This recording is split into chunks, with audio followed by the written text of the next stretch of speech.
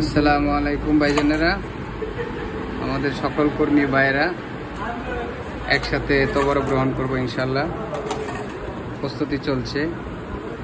আমাদের হালিম ভাই শাহেদারি করতেছে এবং আছে আমাদের সাদেক খান ভাই, ডাইলের শাহেদারি পাইছে।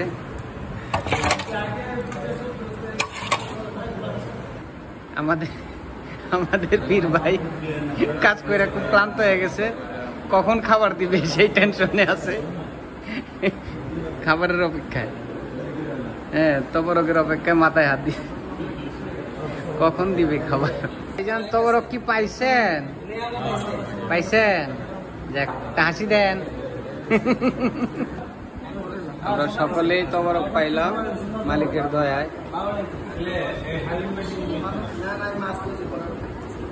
সবাই তবরক পাইলাম। এই যে আমার ভাই অনেক কষ্ট করছে, আমি আইসা কোনো খেদমতি পাই নাই, কিন্তু তবরক পেয়ে গেছি।